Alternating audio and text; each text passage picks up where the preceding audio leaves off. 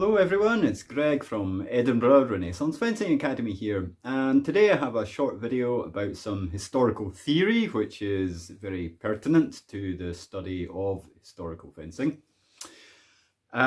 This was inspired when I was looking at a debate that was taking place on one of the various HEMA forums online the other day.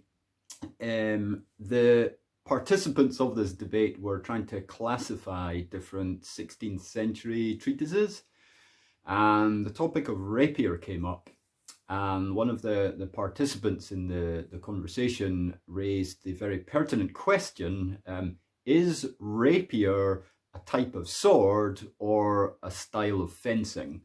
And he went on to explain that for him rapier was a style of fencing. So I thought I would think about my own opinion on this matter a little bit and try and refer to some original sources to try and answer that question in a satisfactory way. So my first port of call was this, which is Giacomo di Grassi's treatise, my main source for what I teach at my own classes.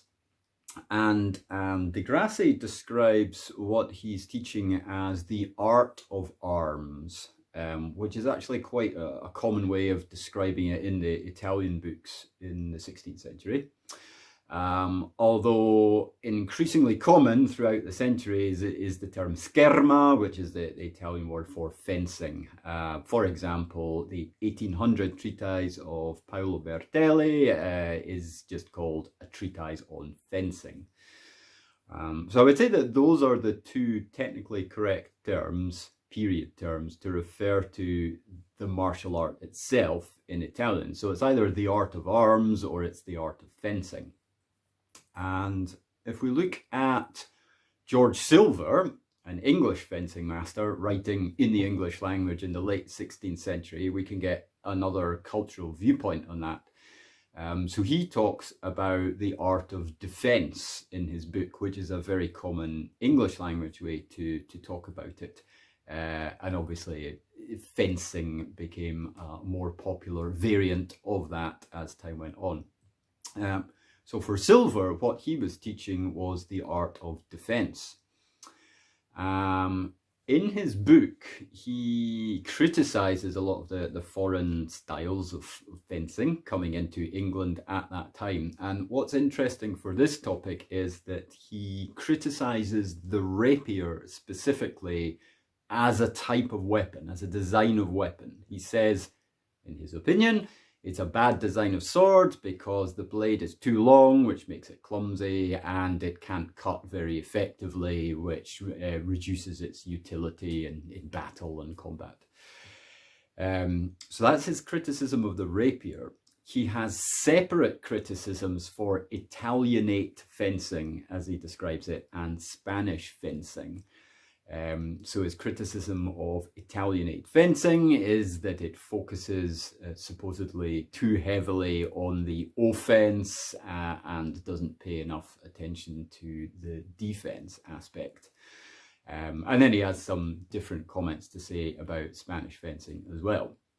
So notice the language being used here. Rapier is a design of sword, which is classified completely separately from the martial arts, which are Italianate fencing, Spanish fencing, and traditional English fencing within the boundaries of that book, within Silver's mind.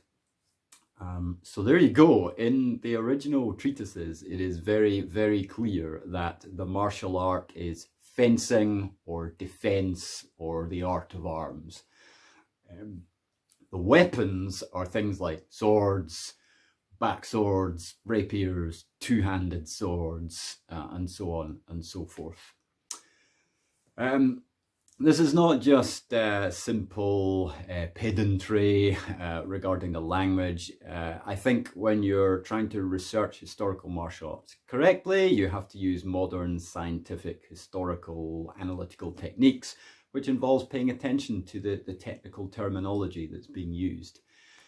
Many of us colloquially describe what we do as being rapier or backsword or saber or whatever it is. So yeah, I'm going to do rapier tonight. It's actually not really true. You're going to do fencing, and you might use a rapier to perform fencing, or you might use a backsword or whatever, but the art that you're studying is fencing. And if you want to be more specific, then you can classify it according to the culture or the time or the master whose advice you're following. That's all entirely appropriate. So I might say, for example, that I practice Di Grassi's fencing or Renaissance Italian fencing or 16th century Italian fencing or something like that. But technically I don't really do rapier as such. And it's particularly important for earlier works like this, because the idea is the principles of the martial art can be applied to a number of different weapon forms.